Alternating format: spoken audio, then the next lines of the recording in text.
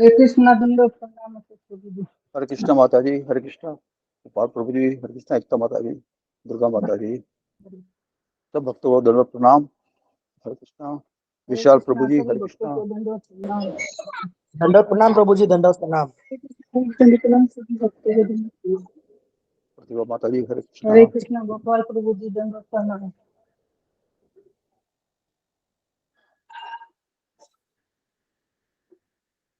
धर्मराज प्रभु जी, हरे कृष्णा। हरे कृष्णा प्रतिभा माता जी, दंडोत प्रणाम। हरे कृष्ण प्रभु जी, दंडवत हरे प्रणाम। कृष्ण प्रभु जी, दंडवत विशाली प्रणाम। माता जी, हरे कृष्णा प्रणाम। हरे कृष्ण अशोक प्रभु जी, दंडवत प्रणाम। हरे कृष्णा हरे वैष्णवी कृष्ण माता जी, धर्मराज दंडोत प्रभु जी, एकता माता जी, दंडवत प्रणाम। हरे कृष्ण दंडवत प्रणाम प्रतिभा माता जी। हरे कृष्ण गोपाल प्रभु जी, विशाल प्रभु जी, दंडवत प्रणाम। हरे कृष्ण दुर्गा, दंडवत प्रणाम दुर्गा प्रभु जी। हरे कृष्णा दुर्गा माता जी, दंडोत प्रणाम। हरे कृष्ण सभी भक्तों के चरणों में मेरा दंडवत प्रणाम। हरे कृष्णा वैष्णवी माता जी, दंडोत प्रणाम। हरे कृष्णा माता जी, हरे कृष्णा। एकता माता जी, गुरु वंदना कीजिए आप। हरे कृष्ण शक्ति।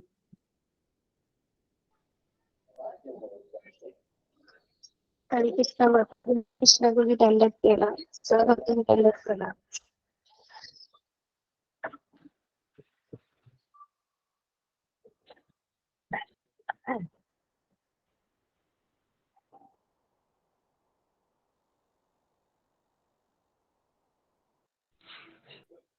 हरे कृष्णा कृष्ण और प्रभु जी, दंडवत प्रणाम। हरे कृष्णा माता जी, हरे कृष्णा।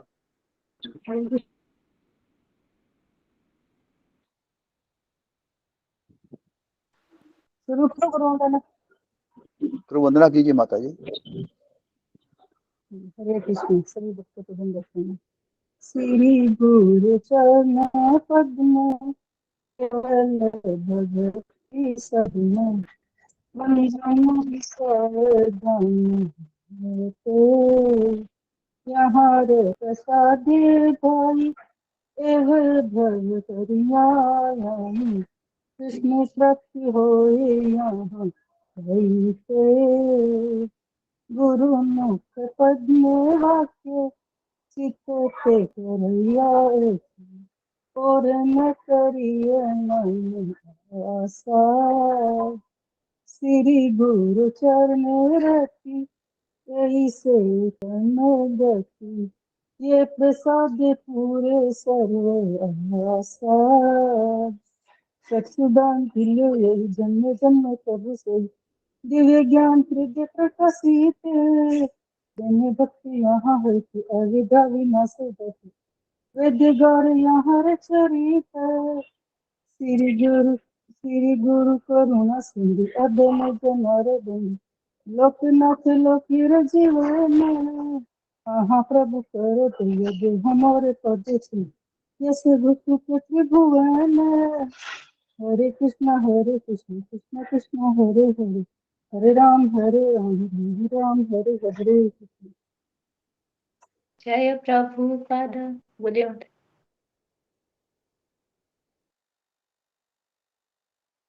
प्रभुपद प्रभुपद जय प्रभुपद जय जय प्रभुपाद प्रभुपाद प्रभुपाद जय जय प्रभु गौर हरि बोल हरि बोल हरि बोल हरि बोल। इतना ही क्या माता जी। बहुत सुंदर माता जी, बहुत सुंदर। हरी बोल माता जी, बहुत सुंदर है। हरि बोल। हरि बहुत बोल सुंदर। मंजू माता जी, दंडवत प्रणाम। हरि बोल मंजू माता जी, दंडवत प्रणाम। हरे कृष्ण विशाली माता जी, श्याम सुंदर माता जी। आप सभी को मेरा दंडवत प्रणाम। अशोक प्रभु जी, आपके चरणों में बहुत बहुत प्रणाम। दंडवत प्रणाम माता जी, दंडवत हरे प्रणाम। कृष्णा प्रतिभा माता जी, दंडवत प्रणाम। हरे कृष्णा अशोक प्रभु जी, दंडवत कल प्रणाम। रिकॉर्डिंग नहीं है ना ग्रुप में प्रतिभा माता जी, वाले दंडवत सेशन प्रणाम। वाले की एकता माता जी, दंडवत प्रणाम। वैशाली माता जी, दंडवत दंडवत प्रणाम। प्रणाम। मैंने राधी माता को मैसेज किया हिंदू था माता की माता जी। दंडवत प्रणाम। दंडवत प्रणाम। कल तो भजन थे वैसे, कल तो गुरु कृतज्ञता अर्पण करना था कल तो। कृतज्ञता।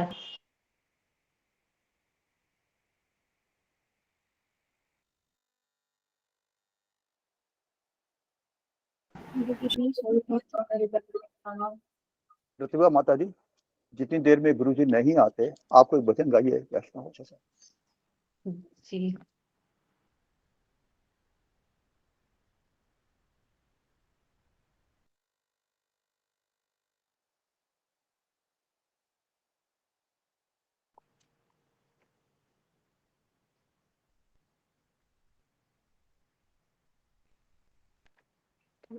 मैं गोपी गीत गा देती हूँ। हरे कृष्णा। गुरु जी के चरण में जी, दंडवत जी प्रणाम। माता जी गाइए। चंदन चर्चित नीलकलेबर पीतवसन बनमाली। चंदन चर्चित नीलकलेबर पीतवसन बनमाली। केलिचलन मणिकुंडल मंडित गंडयुगा स्मितसाली। केलिचलन मणिकुंडल मंडित गंडयुगा स्मितसाली। हरिरिह मुग्ध बधूनि करे बिलाशिनी बिलसति केली परे। हरिरिह मुग्ध बधूनि करे बिलाशिनी बिलसति केली परे। चंदन चर्चित नीलकलेबर पीतवसन बनमाली। पीन पयोधर भार भरेण हरिं परिरव्य सरागम्। पीन पयोधर भार भरेण हरिं परिरव्य सरागम्। गोपवधूरनु गायति काचिदुदञ्चित पञ्चमरागम्। गोपवधूरनु गायति काचिदुदञ्चित पञ्चमरागम्। हरिरिह मुग्ध बधूनि करे बिलाशिनी बिलसती केली परे। हरिरिह मुग्ध बधूनि करे बिलाशिनी बिलसती केली परे। चंदन चर्चित नीलकलेबर पीतवसन बनमाली। श्रीजयदेव भणितमिदमद्भुत केशव केलि रहस्यम्। श्रीजयदेव भणितमिदमद्भुत केशव केलि रहस्यम्। वृन्दावन विपिने ललितं वितनोतु शुभानि यशस्यम्। वृन्दावन विपिने ललितं वितनोतु शुभानि यशस्यम्। हरिरिह मुग्ध बधूनि करे बिलासिनी बिलसती केली परे। हरिरिह मुग्ध बधूनि करे बिलासिनी बिलसती केली परे। चंदन चर्चित नीलकलेबर पीतवसन बनमाली। चंदन चर्चित नीलकलेबर पीतवसन बनमाली। हरे कृष्ण। बहुत सुंदर माता जी, बहुत सुंदर। बहुत सुंदर माता जी। हरि बोल। बहुत अच्छा। हरे कृष्णा। हरे भक्तों को दंडवत प्रणाम। हरे कृष्ण। बहुत सुंदर गाया प्रतिभा माता जी। सब कृष्ण की कृपा और गुरु जी और माताओं का आशीर्वाद। धन्यवाद सभी। बहुत सुंदर बात माता जी आपकी, बहुत सुंदर बात है आपकी।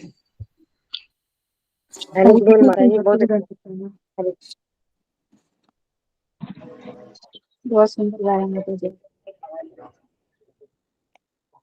हरे कृष्णा कृष्णा हरे कृष्णा सभी भक्तों को प्रणाम।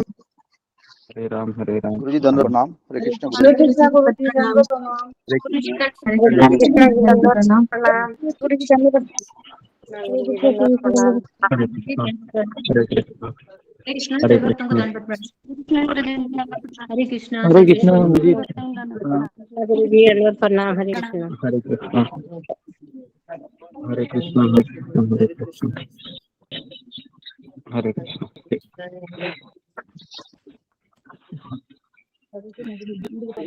हरे कृष्णा गुरु जी दंडवत प्रणाम। हरे कृष्णा गुरु जी दंड प्रणाम। सभी भक्तों को दंड प्रणाम।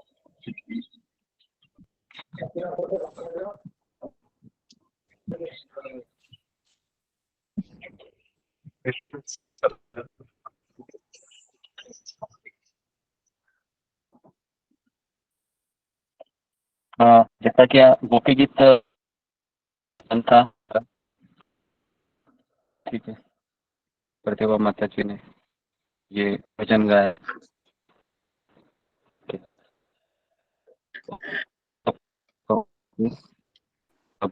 गुरु जी आवाज ब्रेक हो रही है। एक मिनट। हाँ।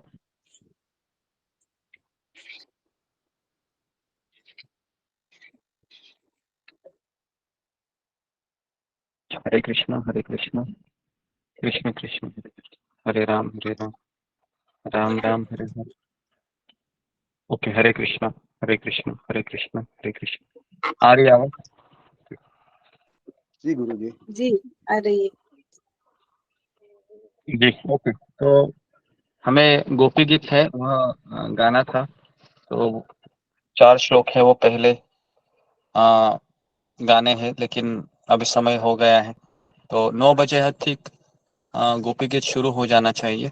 हाँ, अशोक चावला प्रभु, आपको 9 बजे लॉगिन करना है और जिनका टर्न था, जिनका लिखा हुआ है ना, तो वह गाने का प्रयास कीजिए और 10-5 मिनट में खत्म होना चाहिए जो पहले 11 श्लोक है तव कथामृतम तक। ओके जी। तो जी गुरु जी कल, जी तो कल से इस पैटर्न को आप फॉलो कीजिए एटलीस्ट एक हफ्ता।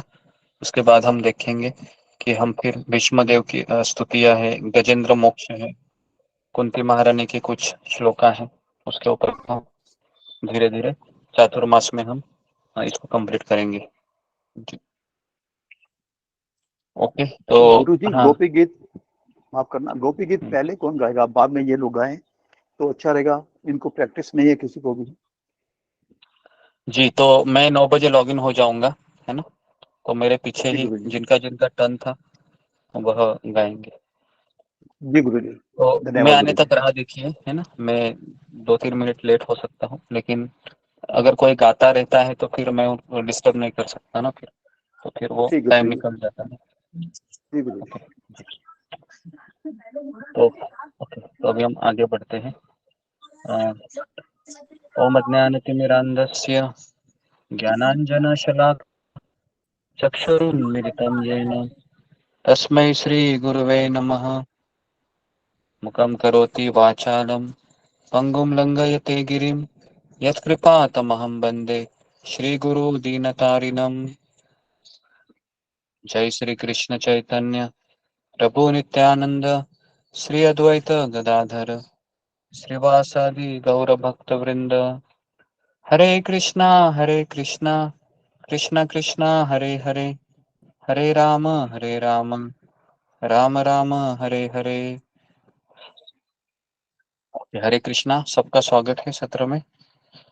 तो कुछ अनाउंसमेंट है तो अशोक चावला प्रभु कीजिए, फिर हम जी हरे शुरू गुरु जी। कृष्णा करते गुरु जी दंडवत हैं। प्रणाम सभी को दंडवत। गुरु जी, मोहित पूर्ण प्रभु जी के पिताजी का पैर ठीक नहीं है, उनमें पीड़ा हो रही है और चलने में भी प्रॉब्लम हो रही है, उनके स्वास्थ्य के लिए आपके चरणों में प्रार्थना है गुरु जी। और कल जुम्मा माता जी के बड़े बेटे का जन्मदिन था, जी पर उन्होंने ग्रुप में लिखा था कि हरे कृष्णा सोसाइटी में लिखा था, तो मेरे बड़े बेटे का जन्मदिन है। मैंने कहा भी था कृपया अपना नाम और बेटे का नाम लिखिए ताकि पता लगे। बाद में पता लगा कि वो जुम्मा माता जी का बड़े बेटे का जन्मदिन था, तो उनको हम कृष्ण भावना भावित बधाई देते हैं और उनके सुखद और उज्जवल भविष्य और भक्तिमय जीवन के लिए गुरु जी श्री राम प्रभुपाद जी के चरणों में, श्री राधानाथ स्वामी महाराज जी के चरणों में, समस्त वैष्णव आचार्य जी के चरणों में और आपके श्री चरणों में प्रार्थना करते हैं कि उन्हें आशीष दें। सब भक्त उनके लिए प्रार्थना करें। हरे कृष्ण। जी। तो हम 3 बार हरे कृष्ण महामंत्र बोल के भगवान से, आचार्यों से प्रार्थना करते हैं। और काजल शर्मा माता जी के पति है, वो बीमार है, तो उसको लिखना आता नहीं है, तो उसने कॉल करके बताया था, तो उनके लिए भी हम प्रार्थना करते हैं 3 बार हरे कृष्ण महामंत्र बोल के। हरे कृष्णा हरे हरे हरे कृष्णा कृष्णा हरे हरे कृष्णा कृष्णा कृष्ण कृष्ण हरे हरे हरे राम हरे राम हरे हरे राम राम राम कृष्ण हरे हरे कृष्णा कृष्ण हरे कृष्ण कृष्णा हरे राम हरे हरे राम राम हरे हरे राम कृष्ण राम हरे कृष्ण हरे राम हरे कृष्णा हरे राम हरे हरे कृष्णा राम हरे हरे हरे हरे राम राम हरे हरे राम राम हरे राम हरे राम राम राम हरे हरे। ओके। हरे कृष्णा, सारे भक्तों का धन्यवाद। ओके, तो आज का सत्र विशेष रहेगा, थोड़ा सा लॉन्ग भी हो सकता है, 10:15 बजे तक चल सकता है, या पता नहीं, मुझे भी भगवान की क्या इच्छा रहेगी। और दोपहर का सत्र में हम हमारी जो कृतज्ञता है, काफी भक्तों का बचा है, तो हम उसको कंप्लीट करेंगे आज के दिन। तो जिनको बोलना है वो कृपया करके लॉग इन कीजिए जल्दी दोपहर में। और जी, तो आज हम सनातन गोस्वामी के बारे में कथा करते हैं। कल सनातन गोस्वामी का तिरोभाव तिथि था। तिरोभाव तिथि का अर्थ है कि उस दिन उन्होंने अपना शरीर छोड़ा था, और उसी के उपलक्ष्य पर समस्त ब्रजवासी है वह गुरु पूर्णिमा को मनाते हैं। तो सनातन गोस्वामी का वृंदावन में बहुत अहम स्थान था। तो सभी लोग सनातन गोस्वामी को अपना गुरु मानते थे। आप सोच सकते हो, जो ब्रजवासी हैं, जो भगवान के प्रेम में डूबे रहते हैं, उनके गुरु सनातन गोस्वामी। तो आप सोच सकते हो सनातन गोस्वामी का कितना बड़ा ये दर्जा है। तो आगे बढ़ने से पहले मैं आपको कल गोवर्धन परिक्रमा में कितने भक्तों ने की थी, है ना, उसमें मैं आपको यूट्यूब में दिखाना चाहूंगा कि कल के दिन बहुत सारे लोकल लोग हैं, ब्रजवासी, वह गोवर्धन परिक्रमा करते हैं। तो मैं आपको यूट्यूब में दिखा देता हूँ, आप उसको देखिए कि किस तरीके से कल के दिन गोवर्धन परिक्रमा वहां पर की थी।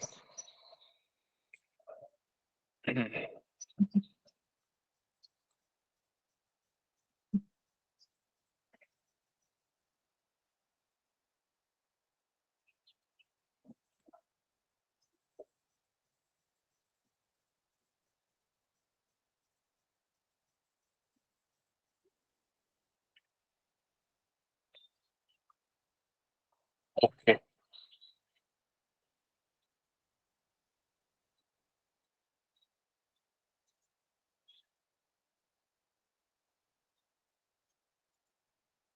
सबको दिखाई दे रहा है?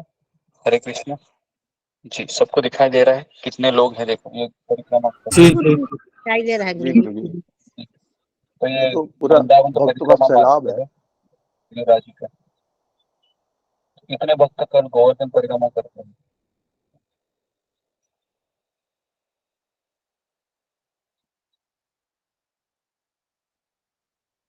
बहुत भीड़ रहती है आज के दिन।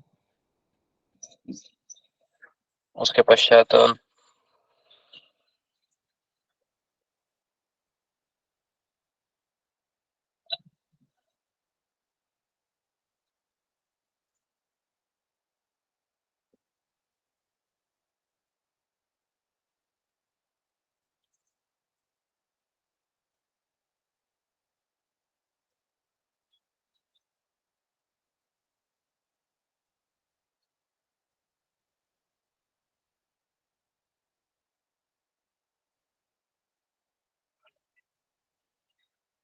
ये देखिए, ये मानसी गंगा का स्थान है।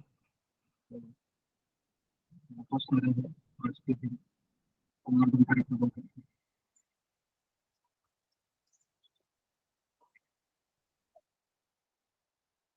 देखिए,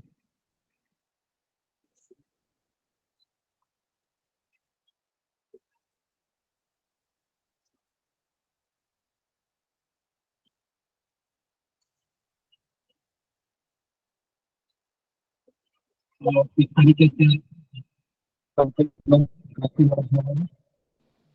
हरे कृष्णा गुरु जी दंडवत प्रणाम, सभी भक्तों को मेरा दंडवत प्रणाम।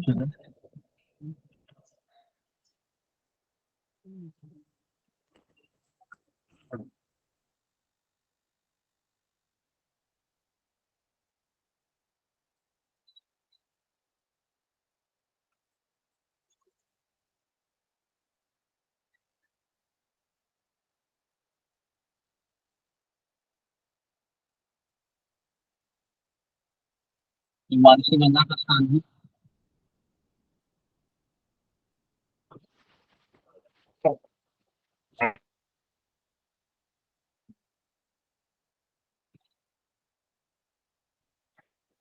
ऐसे आज के दिन काफी महत्व है, गोवर्धन परिक्रमा करने का। तो तो आज हम सनातन गोस्वामी के बारे में आगे बढ़ने से पहले मैं एक भजन गाना चाहूंगा, है ना, और उसके बाद फिर हम शुरू करते हैं। तो सनातन गोस्वामियों को याद करना हमारे लिए बहुत जरूरी है। गुरु जी को मेरा हमारे दंडवत। हमारे आचार्य है, तो है ना, हमारे आचार्यों को याद करना ये एक भक्ति का प्रमुख अंग है। जब हम किसी को याद करते हैं तो हम उनके आशीर्वाद की कामना करते हैं। तो इसके लिए कल बहुत बड़ा दिन था हमारे लिए। सनातन गोस्वामी ये हमारे कौन से आचार्य है? संबंध आचार्य है, बराबर है। संबंध, जो भगवान से मेरा क्या संबंध है, ये सनातन गोस्वामी हमको सिखाते हैं। हाँ, संबंध था ये आप ना, आप छोड़, तो आप अगर खोलते हैं तो गुरु जी आपकी वॉइस क्लियर नहीं आ रही है। ओके, अगर मेरी वॉइस क्लियर नहीं आ रही है तो मुझे फिर खाता लेके बैठना पड़ेगा। ठीक, अच्छा, तो मुझे फिर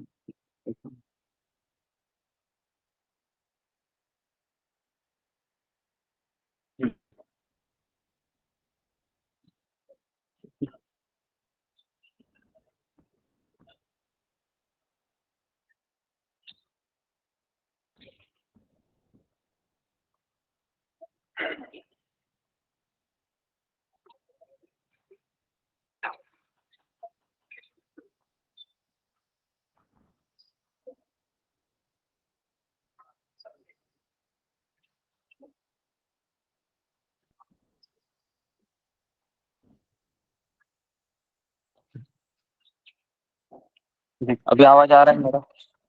हरे कृष्णा, हरे कृष्णा। जी गुरु जी अब आ रही है। जी गुरु जी, आ रही है आवाज। जी, तो अभी इस भजन को हम गाते हैं। जय अनिल प्रेम धन करुणा प्रचुर। जय अनिल प्रेम धन करुणा प्रचुर, हे नो प्रभु को था गिना आचार्य ठाकुर,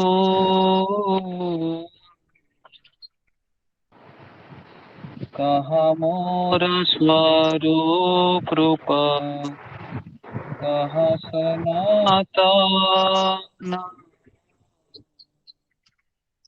कहा दासर नाथ पतित पावन,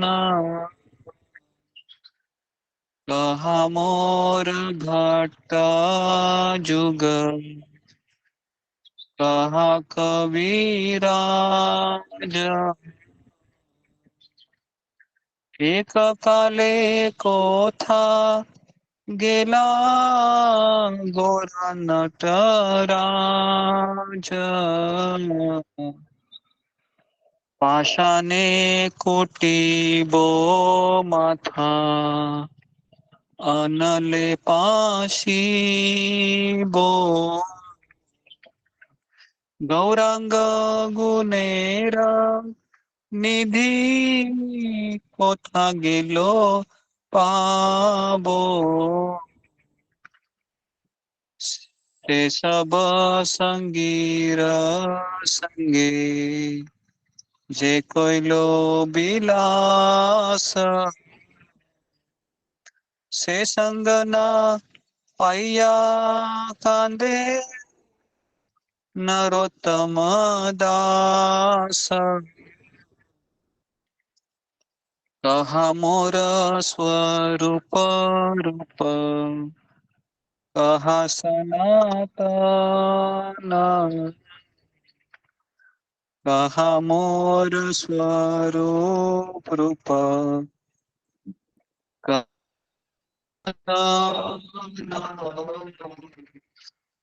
जया नीलो प्रेम धन करुणा प्रचुर।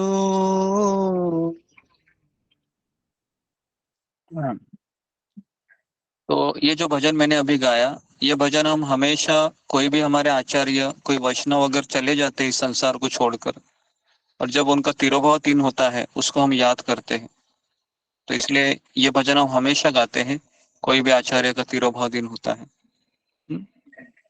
तो इस तरीके से इस अनुवाद इसका ऐसा है कि वह जो दिव्य प्रेम का खजाना लेकर आए थे, जो करुणा और दया से भरे हुए थे, श्रीनिवास आचार्य कहाँ चले गए हैं?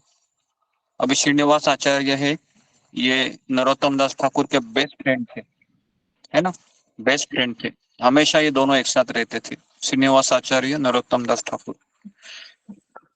और मेरे स्वरूप दामोदर, मेरे रूप गोस्वामी कहाँ है, मेरे सनातन गोस्वामी कहाँ है, पतितों के उद्धारक रघुनाथ दास गोस्वामी कहाँ है, मेरे रघुनाथ भट्ट और गोपाल भट्ट कहाँ है, और कृष्णरस कविराज कहाँ है, महानर्तक भगवान गौरांग अचानक कहाँ चले गए? मैं अपना सिर चट्टान से टकराऊं या आग में समा जाऊं, मुझे समझ में नहीं आ रहा है। मुझे सभी अद्भुत गुणों के भंडार भगवान गौरांग कहाँ मिलेंगे? कहाँ मैं उनको ढूंढूं? उन सभी भक्तों के साथ भगवान गौरांग का सानिध्य प्राप्त करने में असमर्थ होने के कारण, जिनके सानिध्य में उन्होंने अपनी लीलाएं की, नरोत्तम दास बस रोते रह रहा है। तो इसको कहते हैं सही रोना, है ना। अगर हमको रोना चाहिए तो इसलिए रोना चाहिए, नहीं तो हमको नहीं रोना चाहिए, क्योंकि फिर हम समझते हैं हमारा रोना है वह आसक्ति का भाव है बस।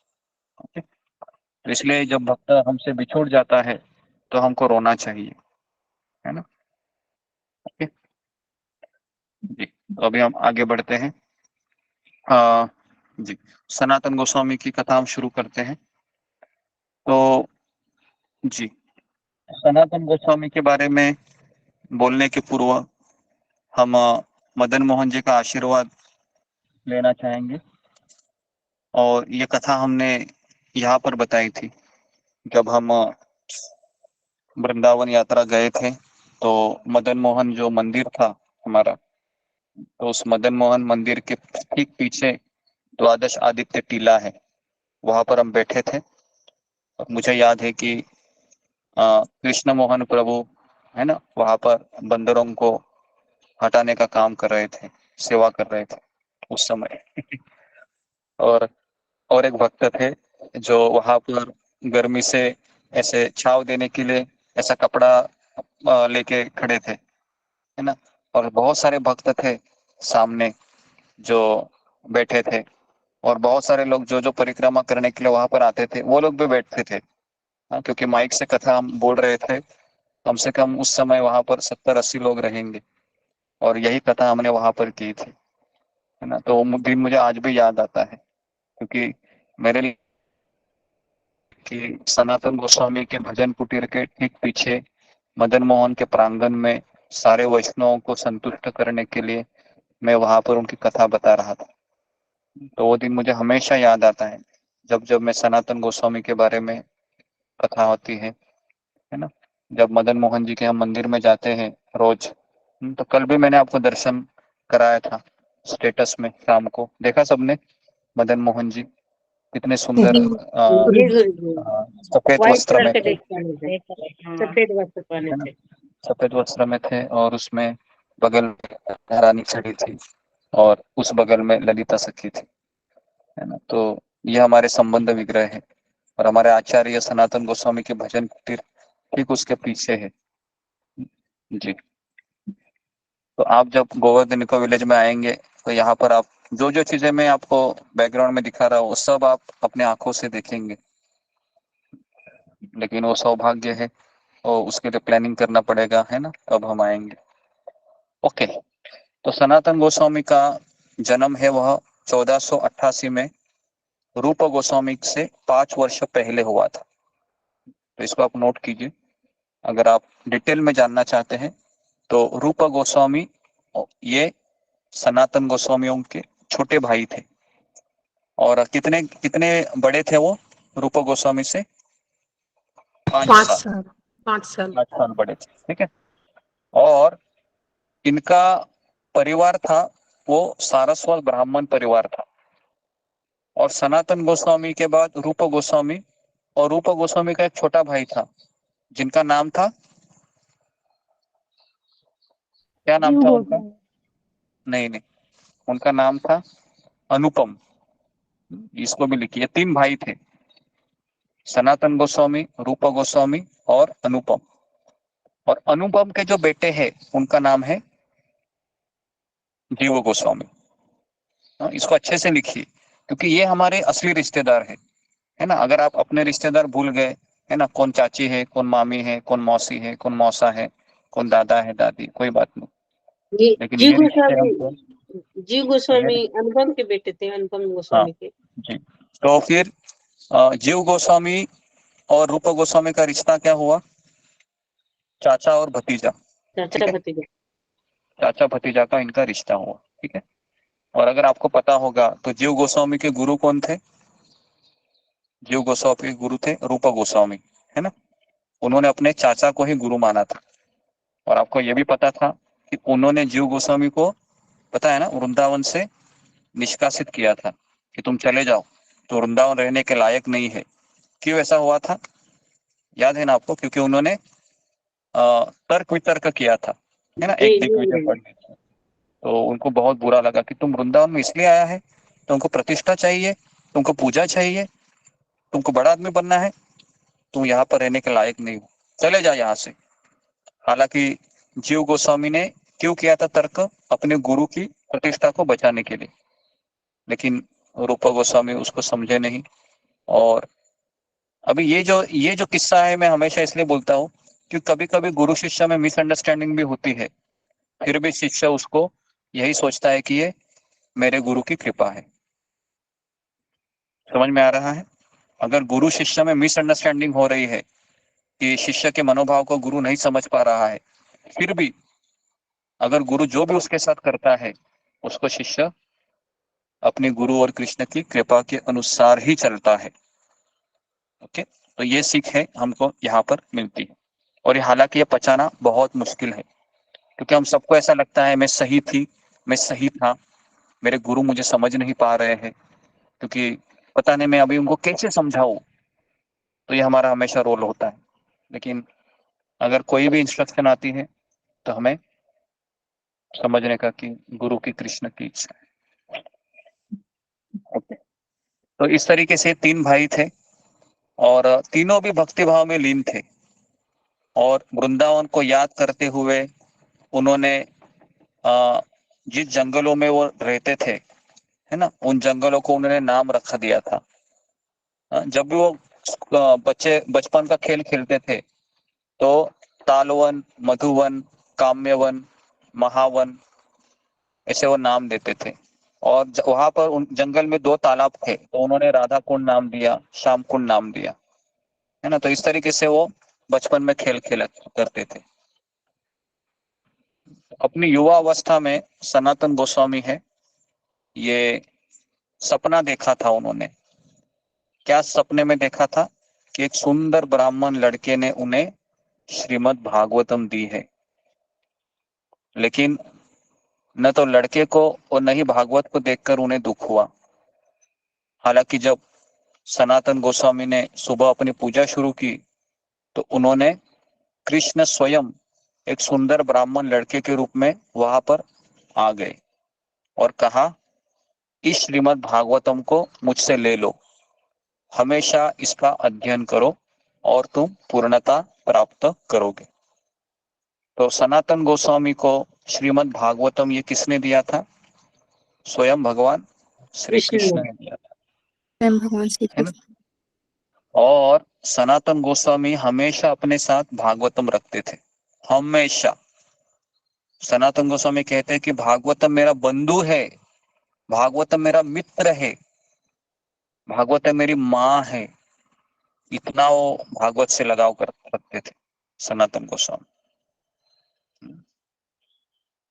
क्यों? क्योंकि भागवतम ये कृष्ण से अभिन्न है, स्वयं श्री कृष्ण ही है जो भागवत के रूप में प्रकट हुए। तो इस तरीके से बचपन से वो खेल खेलने में लगे रहते थे और ब्राह्मण परिवार में जन्मे हुए थे। लेकिन जब सत्तारूढ़ मुस्लिम नवाब हुसैन शाह को पता चला कि ये सनातन गोस्वामी है और इसका भाई रूप गोस्वामी है, ये बहुत बुद्धिमान है, इनको पारसी, अरबी, फ्रांच सारे भाषाएं आते हैं और काफी बुद्धिमान थे। लेकिन नवाब हुसैन शाह ने देखा कि ये दोनों भी केवल भजन करने में ही लगे रहते हैं। तो नवाब हुसैन शाह ने उनके ऊपर जबरदस्ती की और उनको धमकाते हुए कहा कि तुम्हें मेरी गुलामी स्वीकार करनी पड़ेगी। तो सनातन गोस्वामी ने कहा कि हे नवाब हुसैन शाह, हमें भजन करने में ही अच्छा लगता है, हमें कृपया करके इसमें मत लगाइए। तो नवाब हुसैन शाह ने कहा, अगर तुम मेरा कहना नहीं मानोगे तो जितने भी हिंदू हैं उनको मैं क्या करूंगा, तकलीफ दूंगा, उनका धर्म मैं कन्वर्ट करूंगा, है ना, सबको मैं मुसलमान बनाऊंगा। बोलो। सनातन गोस्वामी ने फिर हिंदुओं पर अत्याचार न होने देने के लिए उनका नौकरी को स्वीकार किया और सनातन गोस्वामी को उन्होंने प्राइम मिनिस्टर बना दिया। प्राइम मिनिस्टर मतलब आप सोच सकते हो कि पूरा एक तरीके से मेन आदमी, है ना। और रूप गोस्वामी को क्या बना दिया? रूप गोस्वामी को बना दिया फाइनेंस मिनिस्टर, मतलब जो पैसे का अकाउंट देखते हैं सब कुछ, है ना। और ये इतना इनका सैलरी था उस समय कि इनके घर में केवल सोने के सिक्कों से भरा हुआ रहता था, इतना पैसा था दोनों के पास, है ना, रूप गोस्वामी, सनातन गोस्वामी। लेकिन जब भगवान ने, चैतन्य महाप्रभु ने रामकेली का दौरा किया था और उन्हें कहा कि अभी तुम यहां से निकल लाओ, है ना, कहा कि अभी तुम इनकी गुलामी मत करो मुसलमान की। तो इस तरीके से सनातन गोस्वामी, रूप गोस्वामी और श्री वल्लभ मतलब अनुपम, श्री वल्लभ गोस्वामी ये वंशावली के से 12 से, ये तीनों भाई थे। कर्नाटक प्रांत से ये आए हुए थे। और इस तरीके से ये रूप गोस्वामी, सनातन गोस्वामी और ये श्री वल्लभ, इनका पहले का नाम था, सनातन गोस्वामी का नाम था कुछ तो हरि, किसी को याद है? दबीर खान और साकर मलिक। लेकिन उसके पहले उनके माता पिता ने जो नाम दिए थे वो मुझे याद नहीं आ रहे हैं, जो वह हिंदू परिवार में, ब्राह्मण परिवार में जन्म लिए थे। और मुसलमानों ने, नवाब हुसैन शाह ने उनको मुसलमान बनाया और कहा कि तुम्हारा आज से नाम है दबीर खास रूप गोस्वामी का, और उसका नाम है साकार मलिक। तो ऐसे नाम दिए मुसलमान, और उनको मुसलमान धर्म को स्वीकार करना पड़ा। ठीक है। तो इस तरीके से फिर काफी दिन चले जाते हैं और जब चैतन्य महाप्रभु, है ना, जब पता चलता है कि वो रामकेली में आए हैं तो उनको रहा नहीं जाता। उनको रहा नहीं जाता है और फिर वह भगवान को मिलने के लिए आतुर हो जाते हैं, बहुत आतुर हो जाते हैं। तो इस तरीके से वो नवाब हुसैन शाह को कहते हैं कि अभी हमें आपकी गुलामी मंजूर नहीं है, हमें मुक्त करा दीजिए। तो नवाब हुसैन शाह बोलता है, अगर तुमको नौकरी मेरी मंजूर नहीं है तो मैं तुमको जेल में डाल दूंगा, मैं तुमको कैद कर लूंगा। तो इस तरीके से नवाब हुसैन शाह ने उनको बंदी बना दिया। और बंदी बनाने के बाद सनातन गोस्वामी ने फिर क्या किया आपको पता है? जो कैदी था, क्या जेलर था, जेलर है ना, उसको उन्होंने क्या किया, मेरे पास बहुत पैसा है ना, बहुत सिक्के हैं, सोने के सिक्के हैं, मैं तुमको दे दूंगा, तुम मुझे यहाँ से क्या करो, निकाल दो कैसे। तो इस तरीके से सनातन गोस्वामी चुपके से भाग निकले और रूप गोस्वामी को कहा कि तुम भी पीछे पीछे कैसे तो नाटक करके बहाना करके आ जाना। तो इस तरीके से सनातन गोस्वामी चुपके से भाग निकले। वो भी बहुत बड़ी कथा है। रास्ते में जहां पर वो रुकते हैं, है ना, जहां पर जंगलों में, तो उनके साथ उनका एक नौकर होता है। तो उस नौकर के पास कुछ पैसे होते हैं, कुछ सिक्के होते हैं सोने के। तो जैसे ही ये जंगल में होटल में किसी रुकते हैं, तो होटल का मालिक था, वो बहुत मीठा मीठा बोलता था। किससे? सनातन गोस्वामी से। तो सनातन गोस्वामी को डाउट आया, ये इतना मेरे से मीठा क्यों बोल रहा है, कुछ तो गड़बड़ी लग रही है। क्योंकि इस संसार में ऐसा कहा जाता है, जो व्यक्ति बहुत ज्यादा ही मीठा बोलता है, समझने का उसका कुछ ना कुछ स्वार्थ है। तो सनातन गोस्वामी तो प्राइम मिनिस्टर थे, इतने बड़े विद्वान थे, प्रकांड पंडित थे, वो तो पहचान गए। और उन्होंने अपने नौकर को कहा कि सच सच बोलो, तुम्हारे पास कुछ सोने के सिक्के हैं? तो सनातन गोस्वामी के जो ये था नौकर था, जो उनके साथ चला आया था, उन्होंने कहा कि हाँ, मेरे पास 10 सोने के सिक्के हैं। सनातन गोस्वामी की आंखें बड़े हो गई, कहा कि तुमने मुझे बताया नहीं, सारे सिक्के लेके लेके आ जाओ। तो उन्होंने सारे सिक्के हैं सनातन गोस्वामी को दिए। और सनातन गोस्वामी वो होटल के जो मालिक थे उनके पास चले गए और कहा कि ये देखिए, ये हमारे पास कुछ 9 सोने के सिक्के हैं, 10, ये आप ले लो, है ना।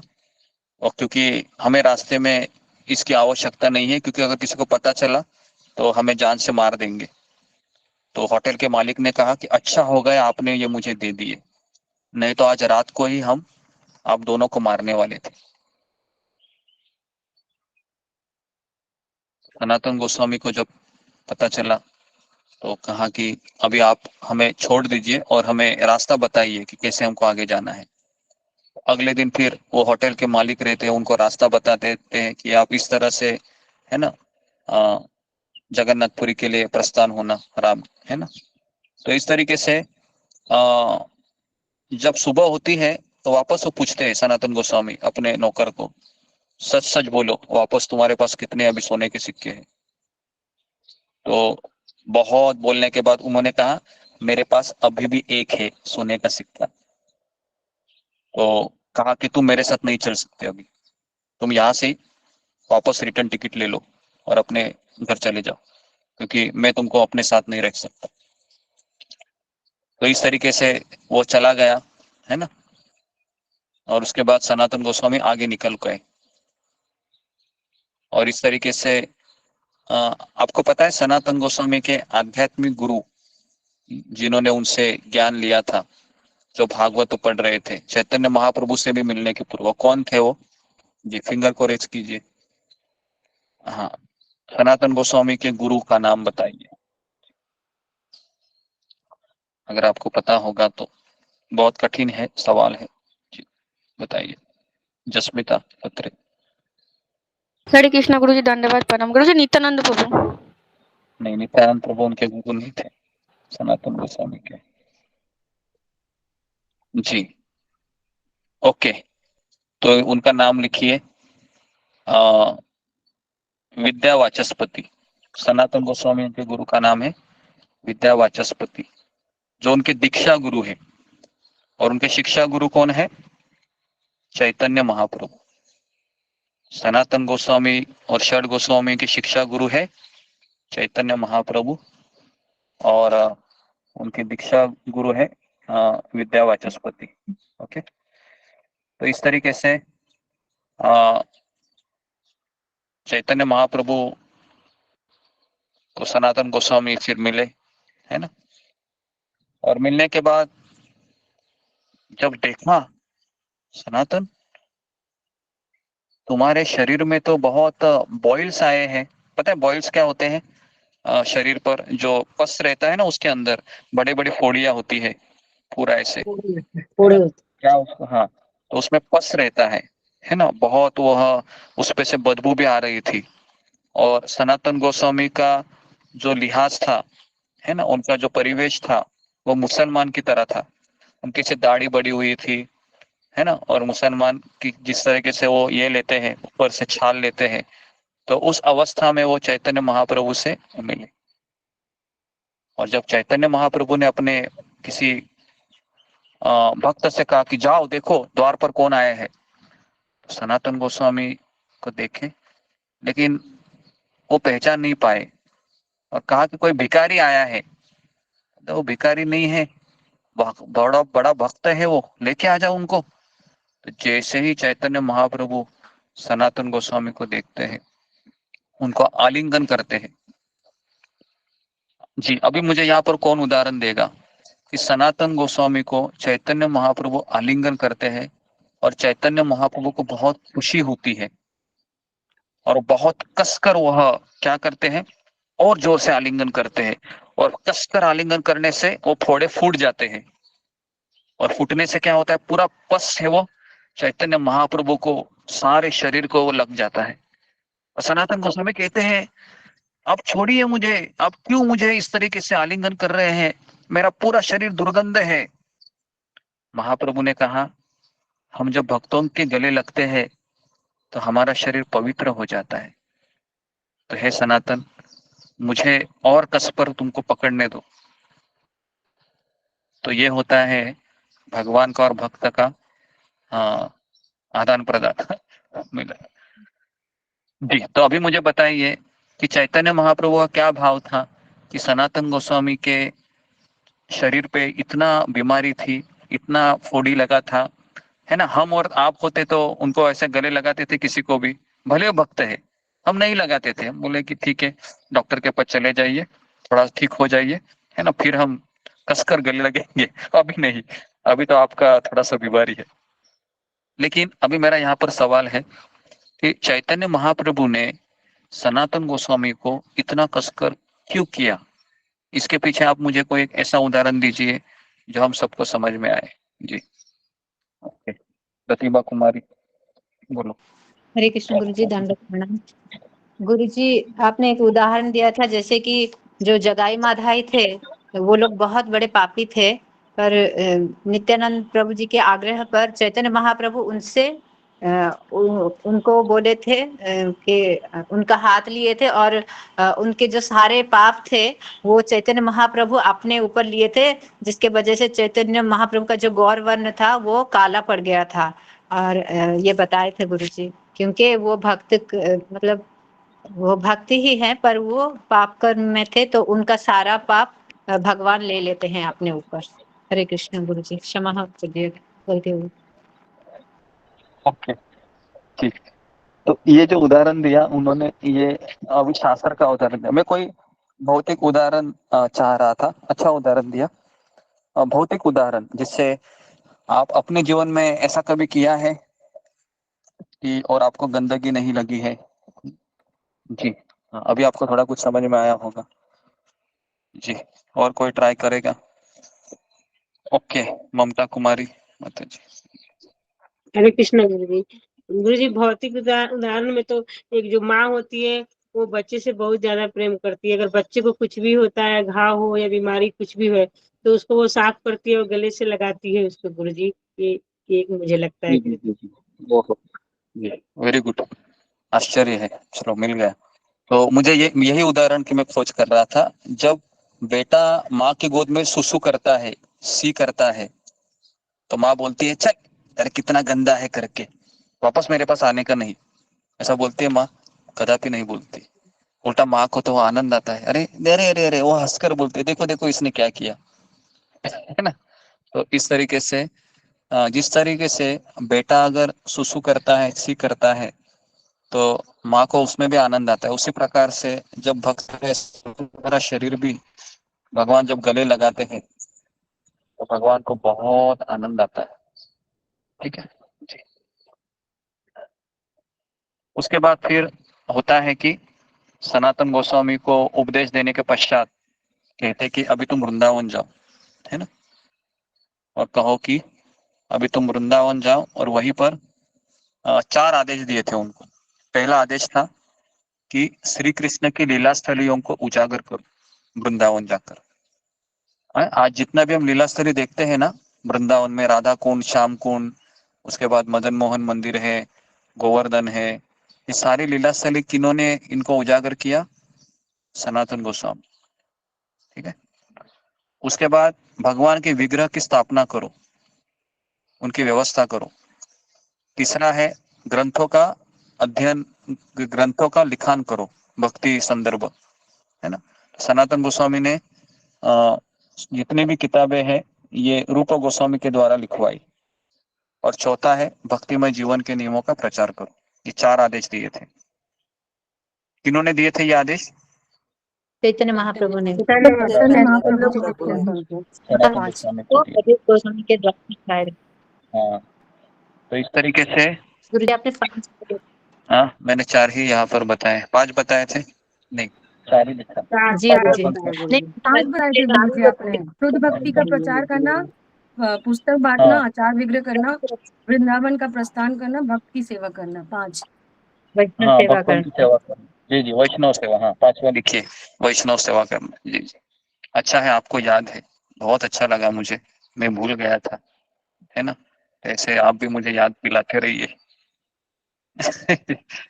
तो ये क्लास मुझे लगता है मैंने कार्तिक महीने में लिया था याद है लास्ट लास्ट मैंने नवंबर दिसंबर अभी उसको कम से कम 8 महीना हो गए है ना आज वापस अक्टूबर में हम लिया था गुरु जी अक्टूबर में हाँ अक्टूबर में लिया था जी जी अक्टूबर में जब मैं वहां पर मैं 1 महीना रहा था मैं उस समय पूरा कार्तिक मास वृंदावन में उस समय हम जितने भी आचार्य थे सबके बारे में मैंने कथा किया था है ना उसका यूट्यूब में है अगर आप किसी को और भी जानकारी चाहिए तो अवेलेबल है तो चैतन्य महाप्रभु ने कहा कि आप वृंदावन में जाओ और वहां पर आप क्या करो माधुकरी करो माधुकरी का अर्थ है कि द्वार द्वार पर जाकर भिक्षा मांगना है ना और भिक्षा में ये बोलते हैं क्या आज मुझे ना रसगुल्ला चाहिए कल आपने मुझे खिचड़ी दिया था ऐसा हम बोल सकते हैं माधुकरी के समय ऐसा नहीं बोल सकते और अगर आप वृंदावन में माधुकरी करेंगे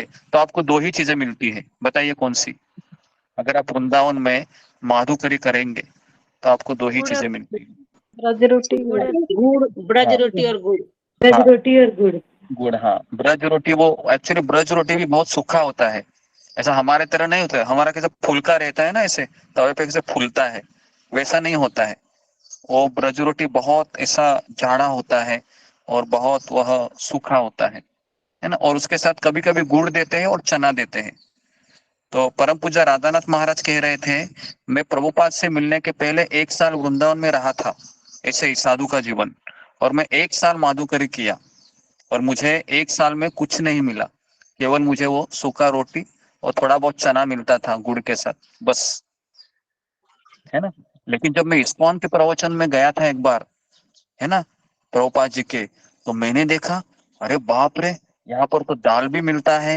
राइस भी मिलता है स्वीट भी मिलता है जलेबी पकोड़ा तो महाराज ने कहा यहाँ पर तो बहुत ही अच्छा है फिर लेकिन महाराज ने कहा कि साधु लोग तो केवल उतना ही खाना चाहिए यहाँ पर तो ये बहुत लोग खा रहे हैं ये कैसे साधु है ये मॉडर्न साधु लगता है तो महाराज जी इस तरीके से सोच रहे थे लेकिन बाद में महाराज को पता चला कि असली वैराग्य क्या है जी कौन बताएगा मुझे असली वैराग्य क्या है जी, फिंगर को रेज कीजिए। असली वैराग्य किसे कहते हैं? हाँ, ये भी थोड़ा सा हम ये करते हैं ना। जी, फिंगर को रेज कीजिए। असली वैराग्य किसे कहते हैं? जी, अंजलि सिंह। दंडवत प्रणाम गुरुजी। असली वैराग्य जो होता है आसक्ति होता है, जैसे घर में रहते हुए किसी चीज हमें घर संसार में आसक्ति नहीं है, और यही वैराग्य आपने बताया था ओके, पहले एक ये वैराग्य है वो कर्मी लोगों का वैराग्य है। हमारा वैराग्य है जी, कौन बताएगा? कि सुजाता। हरे कृष्णा गुरु जी। जो भौतिक चीज से घर में रहकर भी भौतिक चीज से आसक्ति ना रहना। नहीं, ये भी नहीं है। युक्त वैराग्य, जी, ये तो सबको पता होना चाहिए। जी, पूजा डिमरी। मुझे याद आ रहा है, मुझे याद आ रहा है, मैं बोलूं? अभी याद आ रहा है। हाँ, बोलो। जो भगवान ने जो हमें दिया है, तो उस सारी चीजों को भगवान में ही लगाना। जी, मतलब ओके। जी जी जी, ओके, मिल गया आंसर। तो जो भी हमारे पास है उसको भगवान की सेवा में लगाना, इसको कहते हैं युक्त वैराग्य। क्योंकि संसार में कुछ हमारा है क्या? कुछ लेके आए थे क्या? लंगोटी भी लेके नहीं आए थे, पता है ना? जब माँ के पेट से निकले थे, लंगोटी भी थी क्या? लंगोटी भी नहीं थी। तो क्या है हमारा इस संसार में? और हम जाते भी कैसे? कफन भी नहीं लेके जाते, पता है ना? जलाने वाला क्या बोलता है? कफन नहीं रहेगा तो लाश अच्छी जलेगी। इसका अर्थ क्या है? इसका अर्थ यही है कि ना मैं कुछ लेके आया था, ना मैं लेके जा सकता हूँ। और इस संसार में मैं पहले दिन से लेके अंतिम दिन तक क्या सोचते रहता हूँ? ये मेरा है, ये मेरा है, ये मेरा है, ये मेरा है, ये मेरा है ना? ये प्रॉपर्टी किसकी है? मेरी भी है, मेरे भाई की भी है, लेकिन बंटवारा होगा ना तो मुझे ज्यादा मिलना चाहिए। तो ये हमारा भाव होता है, बराबर है? तो इस तरीके से पूरे जीवन भर हम क्या करते हैं? मेरा मेरा मेरा मेरा मेरा मेरा मेरा मेरा मेरा, लेकिन होता है कि कभी मेरा वो अपना होता ही नहीं, है ना? तो जो भी है वह भगवान की सेवा में लगाना, क्योंकि सब कृष्ण का है, उसको कहते हैं युक्त वैराग्य। ओके जी, तो ये सही वैराग्य है। तो इस तरीके से ये 5 इंस्ट्रक्शन मिली। और उसके बाद फिर जैसे वह माधुकरी करने के लिए एक समय की बात है कि वह मथुरा में जाते हैं। और मथुरा में वो देखते हैं कि एक एक लड़का था वहां पर। वो बहुत सुंदर थे वो, है ना? भगवानी थे वो। तो जैसे उनको देखे वो, तो बहुत मोहित हो गए सनातन गोस्वामी। और इतने मोहित हो गए कि वह उनको देखते देखते उनके पीछे पीछे चले गए। अचानक वह जो लड़का था वह एक मकान था, है ना? उनका नाम, मकान मालिक थे, उनका नाम था पुरुषोत्तम चौबे, जो मथुरा में रहते थे। और जैसे उनके अंदर चले गए, सनातन गोस्वामी भी भीतर गए और देखा कि वो अचानक वो मदन है, जो छोटा लड़का है, वो अचानक क्या हो गया? विग्रह बन गए। तो इतना अच्छा लगा कि फिर उन्होंने वो वहां पर रोज जाने लगे फिर माधुकरी करने के लिए। कौन? सनातन गोस्वामी। और हमेशा वो देखते थे। तो पुरुषोत्तम चौबे का और एक लड़का था, उनका नाम था सदन। ये स्टोरी मैंने नहीं बताई होगी शायद, है ना? उसके लड़के की सदन, सदन नाम था उसका। हाँ, उसका नाम था सदन। और भगवान का नाम क्या था? मदन। तो ऐसे उनके 2 बच्चे थे। तो सदन को वो ऐसे लाठी दिखाकर खाना खिलाते थे, क्योंकि वो खाना नहीं खाता था। और जब मदन के पास जाते थे, भगवान के पास, तो भगवान को भी लाठी दिखाते थे। हाँ, आज तुम खाना नहीं खाया है? हाँ, क्या हुआ? बहुत नखरे कर रहे हो? और ऐसा लाठी दिखाकर खाना खाते। और खाना भी कैसे खिलाते थे? ऐसे लेते थे, ऐसे निवाला, ऐसे कर खाते थे, ऐसे खाते थे। और जब, और एक बार तो देखा सनातन गोस्वामी ने कि उनकी जो बीबी थी ऐसे दातुन कर रही थी, है ना, ब्रश कर रही थी, और साथ में वो भगवान के लिए कुछ खाना भी बना रही थी ऐसे। तो सनातन गोस्वामी ने कहा, बाप रे बाप, ये तुम कैसा भगवान की सेवा कर रहे हो? ऐसे थोड़ी ना भगवान की सेवा की जाती है। पहले नहाना चाहिए, शुद्ध होना चाहिए, आचमन करना चाहिए, फिर जाके तुम ये भगवान की सेवा कर सकती हो। तो फिर अगले दिन से क्या हुआ? अगले दिन से पुरुषोत्तम चौबे ने कहा कि ठीक है, हाँ, स्वामी जी, आप तो सन्यासी है, तो आपका पालन करना नियमों का, ये हमारा धर्म है। तो इस तरीके से फिर क्या हुआ, फिर वो भोग दिखाने लगे, जैसा हम दिखाते हैं ना घंटे बजाते हुए, टंग टंग टंग टंग करके तुलसी हम डालते हैं। तो फिर मदन मोहन को ये अच्छा नहीं लगा कि मदन मोहन का उनका वात्सल्य भाव था पुरुषोत्तम चौबे और उनके बीबी का। तो कहा कि ये क्यों आ गया सनातन गोस्वामी यहाँ पर अभी। तो सनातन गोस्वामी के सपने में गए, कौन, ये मदन मोहन। उसका है कि ये आपने ये मेरे जो सेवा करते थे पुरुषोत्तम चौबे जी, इनको आपने क्या ये नियम बताए। अभी देखो वो मुझे पहले जैसा खाना नहीं खिलाती है उनकी बीबी। हाँ, तो अभी क्या करो, अभी मैं वहां पर नहीं रह सकता, तुम आ जाओ और मुझे ले जाओ। तो अभी वही फिर मदन मोहन है वो पुरुषोत्तम चौबे के सपने में जाते हैं और कहते हैं कि मुझे अभी उनके साथ जाना है, मैं आपके साथ नहीं रहना चाहता। तो सनातन गोस्वामी फिर आ गए अगले दिन, और पुरुषोत्तम चौबे की आंखों में पानी था, उनकी बीबी भी रो रही थी, कह रहे थे कि मदन आपके साथ जाना चाह रहा है। सनातन गोस्वामी ने कहा कि मैं तो एक साधु हूँ, मेरे पास कुछ नहीं है, मैं इनकी कैसी सेवा करूंगा। लेकिन पुरुषोत्तम चौबे बहुत जिद करने लगे कि नहीं, इनकी इच्छा है कि आपके साथ जाने की, तो ये आपके बिना भी नहीं रह सकते, आप इनको ले जाइए। तो सनातन गोस्वामी फिर इनको लेके जाते हैं मदन मोहन जी को, है ना। और मदन मोहन जी को लेके जाते हैं और वृंदावन में वो एक बड़ा द्वादश आदित्य टीला होता है। टीला मतलब छोटा सा पहाड़ी होता है ना। तो वहां पर वो उनकी सेवा करने लगी। सेवा भी कैसे थी, ऐसे ही थी, मतलब ऐसे ही इंस्टॉल कर दिया, ना छत था, कुछ भी नहीं था, बस। और अभी इनको कुछ खिलाना भी चाहिए ना, तो क्या करते थे पता है, माधुकरी करते कभी जो गेहूं का आटा देते थे ना, आटो में यमुना का पानी मिक्स, और उसको क्या करते थे, वो टिकाते थे। उसको क्या कहते पता है, क्या कहते हैं उसको, दाल बाटी, है ना। क्या कहते हैं उसको, नमक। नहीं वो उसको क्या कहते हैं, जो आटे को ये करते हैं ना, इसके ऊपर, आग के ऊपर सिकाते हैं, कोई तो आइटम है उसको, माटी, बाटी कहते हैं। हाँ बाटी बाटी राजस्थान में बाटी, हाँ बाटी बराबर। बाटी बोलते हैं। राजस्थान में दाल बाटी बाटी बोलते हैं, चूरमा होता है वहाँ पे। यूपी बिहार में हाँ लिट्टी जी, बोलते दाल बाटी चूरमा होता है। हाँ दाल बाटी बराबर, दाल बाटी चलो, क्योंकि ये हम यहाँ पर कभी वो खाते भी नहीं है, तो क्योंकि वहाँ का आइटम है वो। तो दाल बाटी ऐसा ऑफर करते थे उनको। तो एक दिन राजस्थान मदन का मोहन ने, फेमस है ये। जी जी जी, तो मदन मोहन जी ने कहा कि सनातन गोस्वामी को, अरे सनातन गोस्वामी, तुम ये दाल बाटी मुझे खिला रहे हो रोज, ना इसमें नमक होता है, कैसे मैं इसको खाऊं मैं। तो सनातन गोस्वामी ने कहा, देखिए आपको जो मिलता है ना वही खाइए। पहले तो मैं आपको यहाँ पर लेके आना नहीं चाह रहा था, आपने जिद की, अभी आप मेरे साथ आए, है ना, तो अभी आप खा लीजिए। आज आप नमक मांग रहे हो, कल घी मांगोगे, पकोड़े मांगोगे, मैं कैसे आपको दे दूं, है ना। मैं तो इधर सन्यासी हूँ, जो भिक्षा में मिलता है मैं लेके आता हूँ, है ना। अभी ज्यादा नखरे मत कीजिए, है ना। आपने मुझे बहुत सारे काम भी दिए हैं, चैतन्य महाप्रभु भी तो आप ही है, मेरे गुरु ने मुझे बहुत काम दिए हैं, है ना, बहुत सारा मुझे, है ना, सोने को भी फुर्सत नहीं होती है, और आप मुझे अभी ये नमक से शुरू हो गए।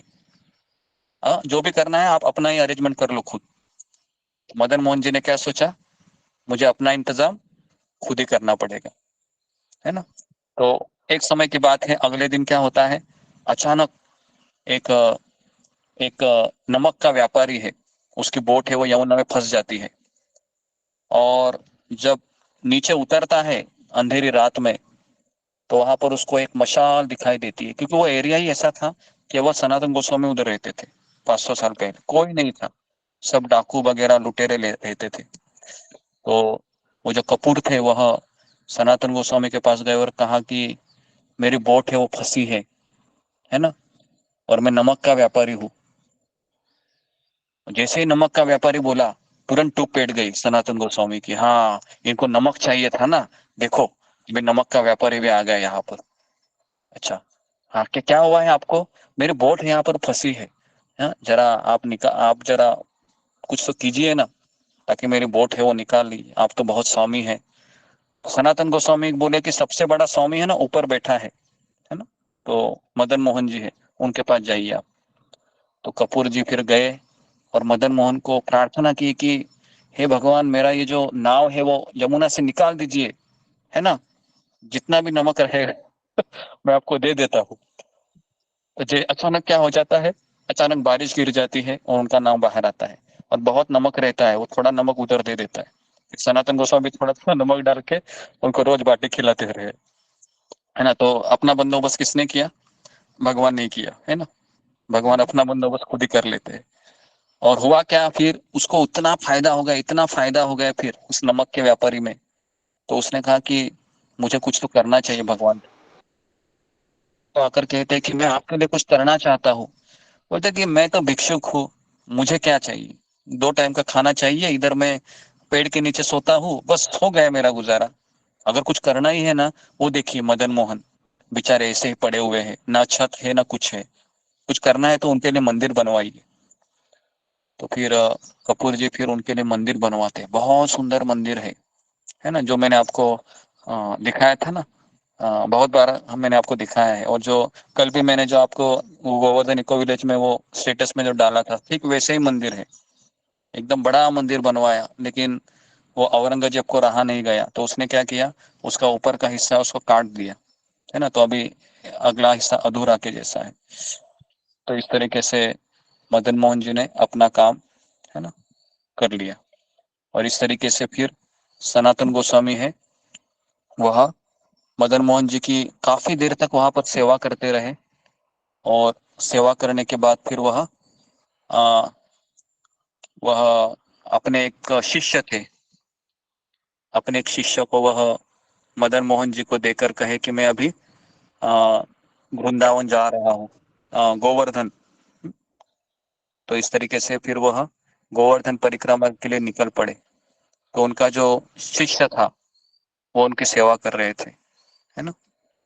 और काफी साल वह उनकी सेवा करते रहे। और उसके बाद वो विग्रह, एक्चुअली वो विग्रह उसके पहले कौन सेवा करते थे आपको पता है? पुरुषोत्तम चौबे के पहले उन विग्रहों का हमारे एक आचार्य है, हाँ, बताया था मैंने, हाँ, पंच तत्वों में से वो एक है,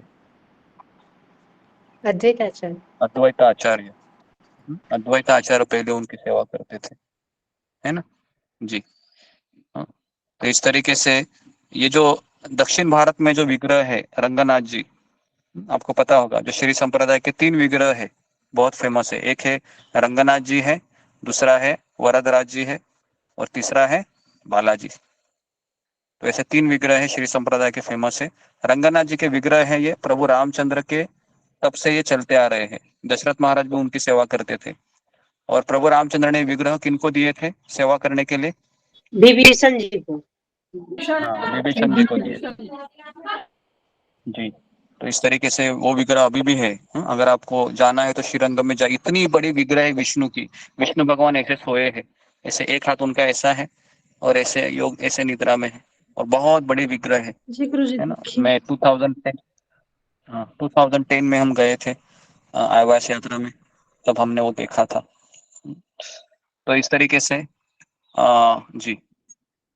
तो सनातन गोस्वामी फिर एक जगह पर मानसी गंगा में निवास करने लगे, जहाँ पर चक्रेश्वर महादेव भी निकट रहते थे। तो सनातन गोस्वामी ये भगवान शिव के भी बहुत करीब थे। अगर आपको पता होगा, सनातन गोस्वामी प्रतिदिन गोवर्धन परिक्रमा करते थे, और जब वे बूढ़े हो गए तो भगवान कृष्ण को उन पर दया आ गई। वे प्रतिदिन इतनी लंबी परिक्रमा करते थे, तो भगवान ने उन्हें दर्शन दिए और उसे गोवर्धन शिला दी, जिसमें भगवान कृष्ण के पैर की छाप थी।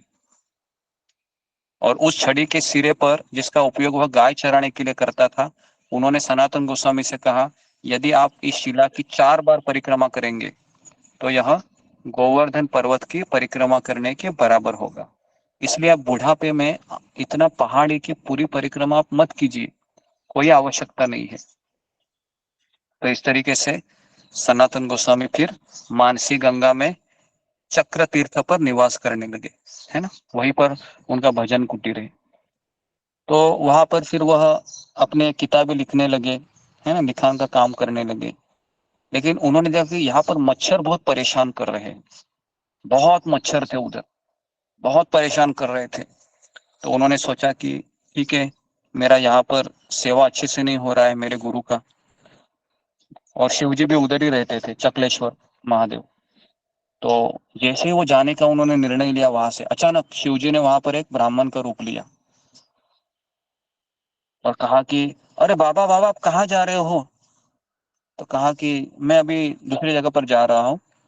तो बोला आप क्यों जा रहे हो, यहाँ पर कुछ दुविधा है आपको?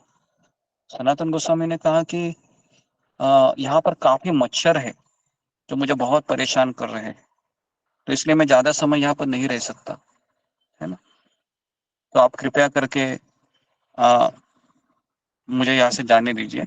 तो तुरंत वो शिव जी ने कहा आप मुझे एक दिन दीजिए, मैं एक दिन में सारा बंदोबस्त करता हूँ। तो ठीक है, सनातन गोस्वामी ने कहा आप बोलते हो तो मैं एक दिन रुक जाता हूँ। तो उसी रात क्या किया, शिव जी ने सारे मच्छरों की मीटिंग बुलाई। कौन सा वो मच्छर है बताओ, कौन था वो जो सनातन गोस्वामी को परेशान करता था? सारे मच्छर कांपने लगे, बोले कि कल से मुझे यहाँ पर दिखाई नहीं देने का, अगर यहाँ पर तुम मुझे दिखाई नहीं देंगे, सारे मच्छरों को कहा, तो मुझसे बुरा कोई नहीं होगा। अभी शिव जी ने बोला है तो मच्छरों की कोई मजाल है वो वहां पर रहे? कदापि नहीं, सारे मच्छर भाग गए। अगले दिन वापस शिव जी आ गए ब्राह्मण का रूप लेके और कहा कि बाबा बाबा आज का दिन आपका कैसा गया, और आज की रात भी कैसे गई, कल की रात? तो सनातन गोस्वामी ने कहा आश्चर्य है, एक भी मच्छर ने मुझे तकलीफ नहीं दिया, कैसा चमत्कार हुआ है। तो इस तरीके से शिव जी भी सनातन गोस्वामी का सानिध्य चाहते थे, है ना। तो इस तरीके से महादेव जी का भी सनातन गोस्वामी से बहुत कनेक्शन है। और इस तरीके से सनातन गोस्वामी, है ना, गोवर्धन में रहने लगे काफी दिनों से। और गुरु पूर्णिमा के दिन जीव गोस्वामी के नेतृत्व में वृंदावन के सभी भक्त सनातन गोस्वामी को सम्मान देने के लिए चक्र तीर्थ आते हैं, क्योंकि वे सभी अपना गुरु मानते हैं। अभी गुरु क्यों मानते हैं ये भी मैं आपको बता रहा हूँ। सनातन गोस्वामी जब वृंदावन में रहते थे, हर एक भक्त के घर जाते थे, हर एक भक्त को कहते थे कि आपका कैसा हालचाल है, सब ठीक है, आपकी गाय कैसी है, दूध दे रही है, आपकी बेटी की शादी हुई क्या, सब पूछताछ करते थे सारे जितने भी ब्रजवासियों के घर में। तो जितने भी ब्रजवासी थे उनका एक लगाव हुआ था, क्योंकि है ना, हम जब किसी के व्यक्तिगत जीवन में निस्वार्थ भाव से जब पूछते हैं, है ना, तब व्यक्ति को ये जेन्युइन लगता है। और सनातन गोस्वामी को बहुत इज्जत, बहुत रिस्पेक्ट देते थे, और इसलिए सारे ब्रजवासी है वो सनातन गोस्वामी को गुरु मानते थे, है ना। तो इसके लिए किसी को भक्त बनाने के पहले हम सनातन गोस्वामी से यही सीखते हैं कि हमें उनके व्यक्तिगत जीवन में कुछ जिम्मेदारी लेनी पड़ती है, कुछ समय उनका हमको पूछताछ करनी पड़ती है, सब ठीक चल रहा है, सब ठीक है ना। उसके बाद फिर वो व्यक्ति, है ना, आपके लिए कुछ भी करने के लिए तैयार हो जाता है। तो ये हमारे आचार्य हैं जो हमको सिखा रहे हैं, और यही मूड हम परम पूज्य राधानाथ महाराज में भी देखते हैं। तो मैंने राधानाथ महाराज की ऐसी ऐसी स्टोरियां सुनी है। एक भक्त का पूरा दिवाला हो गया था 1992 में, जब बॉम्ब ब्लास्ट हुआ था मुंबई में, आपको याद होगा, शेयर बाजार का एक बड़ा बिल्डिंग था, उसमें ब्लास्ट हुआ था, है ना, जो चर्च गेट में था उस समय, जो सनसेट्स में बहुत बड़ा मंदिर, बहुत बड़ा बिल्डिंग है शेयर मार्केट का, पूरा एकदम ब्लास्ट हो गया था। और वहां पर एक भक्त थे, है ना, जो आनंद वृंदावन प्रभु, बहुत बड़े भक्त हैं, रोज 64 माला करते हैं अभी आज। तो वो वहां पर ना 10वें मंजिले पे थे, और पूरा 8 से 9 मंजिले पूरा ये हो गया था, क्रश हो गया था, आग लगी थी, और उनको पता था अभी मैं मरने वाला हूँ। तो उस समय उन्होंने कॉल किया था राधा गोपीनाथ मंदिर में कि मेरे लिए प्रार्थना करवाइए अभी, क्योंकि मैं अभी मरने जा रहा हूँ, आग सभी जगह पर लगी हुई है। तो इस तरीके से उन्होंने कॉल किया था उस समय और कहा कि ठीक है। तो मंदिर में किसी ब्रह्मचारी ने उठाया था, और वो जानते भी थे इनको, आनंद प्रभु, वही से वो जुड़े थे। तो उनके लिए प्रार्थना कर रहे थे, और अचानक ऐसा हुआ कि फायर ब्रिगेड की गाड़ी आ गई, और उनके फ्लोर में जितने भी लोग थे, 5-6 लोग थे जो बचे हुए थे, उनको निकाला गया। और निकालने के बाद जब उनको पूछा गया कि मेरा आगे का सारा जीवन हे कृष्ण आपके लिए है, मेरे गुरु के लिए है, इस तरह से उन्होंने उसी दिन डिसाइड किया। क्योंकि मैं आज तो मरने वाला था, इतना मुझे पता था, लेकिन ये जो भी जीवन मुझे आगे मिला है ये मेरे गुरु और मेरे कृष्ण के लिए है। ये 1992 के बाद उन्होंने, आज 2023 है ना, जब भी हम रोज वो प्रवचन देते हैं ऑनलाइन, है ना, काफी इतने सिंसियर भक्त है कि रोज सुबह उठ के माला 64 माला भी रिटायर्ड हो गए हैं। और वो हमें बता रहे थे कि जब ब्लास्ट हुआ था तो मैं पूरा बैंक करप्ट हो गया था। तो राधानाथ स्वामी महाराज उनको बहुत मानते थे और राधानाथ महाराज ने उनके लिए क्या कहा, कोई बात नहीं, तुम मंदिर में आ जाओ रहने के लिए। उनका शादी भी हुआ था तो उनको बीबी के लेके आ गए मंदिर में, है ना। और इस तरीके से कहा कि मैं ब्रह्मचारी के साथ रहूंगा, तो माता जी के रूम में रह लेना, है ना। तो अभी हमारा कुछ पैसा नहीं है, कुछ नहीं है। और वो इकलौते बेटे थे, लेकिन उनके जो पिताजी थे वह दूसरे संप्रदाय से बिलोंग करते थे।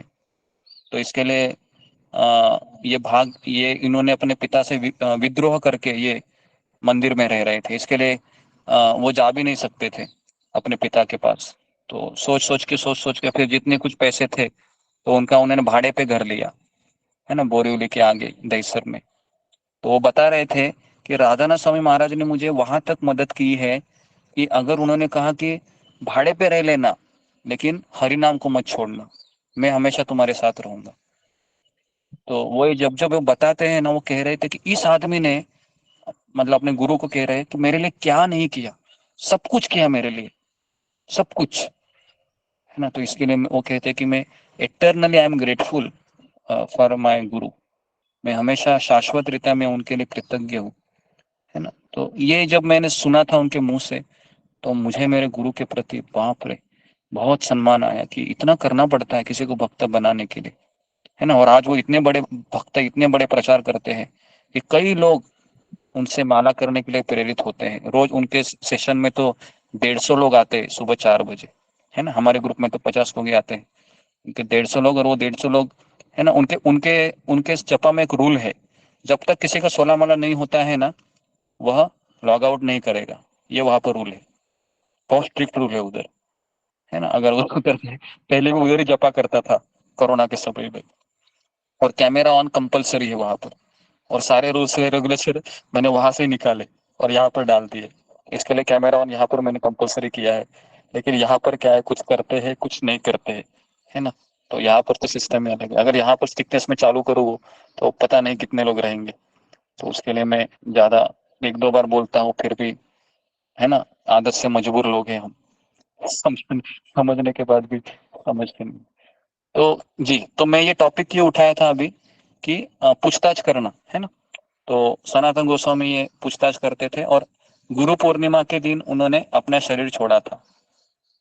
तो इस तरीके से आज के दिन हम उनको याद करते हैं। और सनातन गोस्वामी की समाधि है, कहाँ पर है पता है आपको? सनातन गोस्वामी की समाधि है मदन मोहन मंदिर के पीछे है ना, ऐसे पीछे के साइड में उनका भजन कुटीर भी है, समाधि भी है ना। और ये जो भजन है, ये अभी अभी हमने जो गाया, कहाँ मोर स्वरूप रूप, कहाँ सनातन, कहाँ मेरे वो स्वरूप दामोदर है, कहाँ वो रूप गोस्वामी है, कहाँ सनातन गोस्वामी है। जब आप इनके बारे में सुनते रहेंगे ना, तो आपको लगेगा ऐसे व्यक्ति से कब मैं मिलूंगा मैं, है ना। तो महाराज जब भी सनातन गोस्वामी के बारे में बताते तो 1.5 घंटा, 2 घंटा, 2.5 घंटा, 3 घंटा बस बोलते ही रहते हैं, है ना। तो इस तरीके से कल इनका तिरुभाव दिन था, तो कल हमारा ये रह गया था। तो मैंने सोचा कि आज मैं आपके साथ इन शब्दों को बांट दूं ताकि हम उनका तिरुभाव दिन सेलिब्रेट करें। ओके जी, तो यहाँ पर मैं रुक जाता हूँ। किसी कुछ कहना है, पूछना है तो 1 मिनट 2 मिनट हम ले सकते हैं, नहीं तो हम विराम देते हैं जी। गुरुजी वो 3 संप्रदाय का नाम और एक बार बोलिए ना, वो बिगड़े का जो हाँ, 3 संप्रदाय का जो बिगड़े 3 फेमस था, उसमें वो नाम। हाँ, श्री संप्रदाय के 3 विग्रह का नाम है श्री रंगनाथ जी, रंगनाथम। दूसरा है वरदराज, वरदराज। वरदराज जी कहाँ पर है? कांचीपुरम में है, लिखिए। वरदराज जी कांचीपुरम में है। रंगनाथ जी और श्रीरंगम में है। और तिरुपति बालाजी, बालाजी तिरुपति में है। तो ये 3 विष्णु के विग्रह है। ओके। और हमारे संबंध आचार्य कौन है वो भी लिखिए, सनातन गोस्वामी। अभिदय आचार्य कौन है? रूप गोस्वामी। और प्रयोजन आचार्य कौन है? प्रयोजन सब ये तो आपको रात को 1 बजे भी याद आना चाहिए। हाँ क्या? हाँ, नहीं तो भगवत धाम जाएंगे नहीं, क्योंकि यही लोग भगवत धाम ले जाने वाले हैं। ठीक है ना? मैं तो यहाँ पे प्रवचन करता रहूंगा, लेकिन गेट पर वही लोग खड़े हैं। अभी भी बोल रहा हूँ मैं। हाँ, वो पूछेंगे आपको इंटरव्यू के 3 क्वेश्चन। संबंध विग्रह कौन है? हमारे संबंध विग्रह है मदन मोहन। मदन मोहन है, मदन मोहन। हाँ, और उनके आचार्य है सनातन गोस्वामी। हाँ, संबंध मतलब जो मेरा भगवान के साथ कनेक्शन है। उसके बाद अभिधेय, अभिधेय विग्रह है राधा गोविंद। राधा गोविंद जी। ओके, राधा गोविंद जी। और इनके आचार्य है रूप गोस्वामी। और प्रयोजन, प्रयोजन मतलब कृष्ण प्रेम, तो उनके आचार्य है रघुनाथ दास। हाँ रघुनाथ दास गोस्वामी। लिखिए इनको, रघुनाथ दास गोस्वामी को आप भूल जाएंगे तो पता है रघुनाथ दास गोस्वामी, बाप रे बाप रे। हाँ, नरोत्तम दास ठाकुर कहते हैं रूप रघुनाथ पदे होई बेआकुति, तबे हम हेरिबो युगल प्रीति।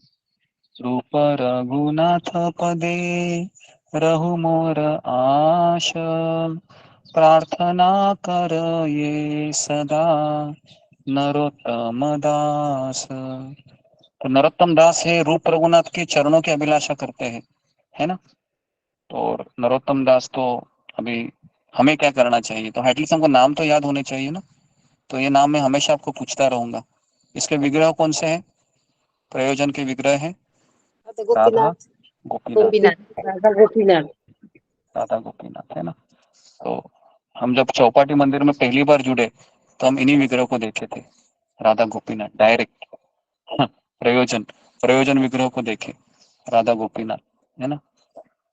तो उनकी छवि भी अभी भी आंखों के सामने दिखाई देती है हरे है कृष्णा ना? गुरु जी, गोपीनाथ मंदिर वृंदावन में किधर है? मुझे भी नहीं पता है किधर है। मैं उस मंदिर के नाम अभी जो चौपाटी मंदिर में है जहाँ से मैं जुड़ा था, 10 साल उस विग्रह को देखते देखते मैं बड़ा हो गया। सुबह भूख लगती थी तो मंदिर ही याद आता था। सुबह का ब्रेकफास्ट, दोपहर का लंच, रात का डिनर सब उधर ही हो जाता था।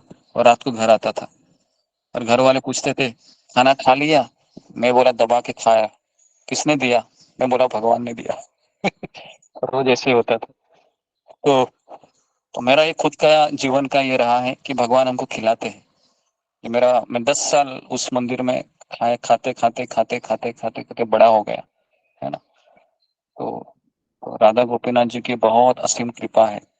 तो उन्होंने एटलीस्ट मुझ जैसे व्यक्ति के लिए एटलीस्ट उन्होंने अपने द्वार खोल दिए, है ना? तो ओके, तो यहाँ पर मैं रुकता हूँ। आपका बहुत बहुत धन्यवाद।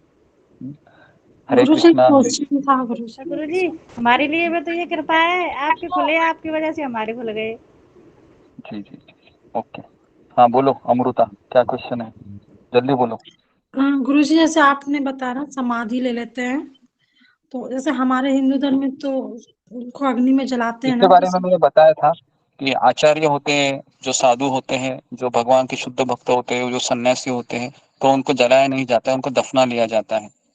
और दफनाते का भी विधि होता है ना? उनका आरती होता है, नमक से उनका पूरा शरीर ढक ढक जाता है।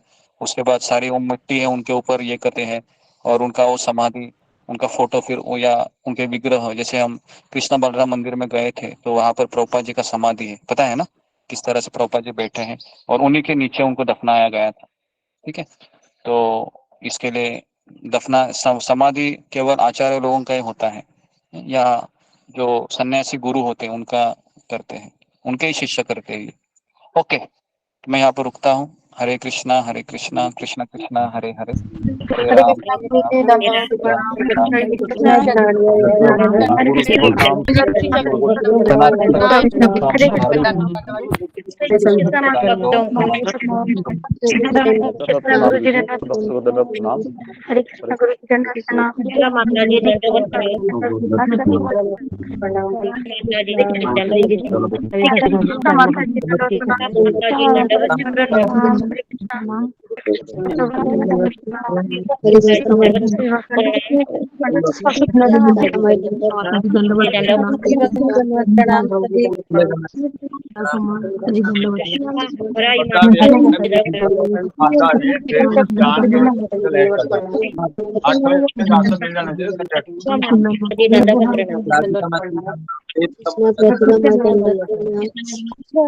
ममता महाराज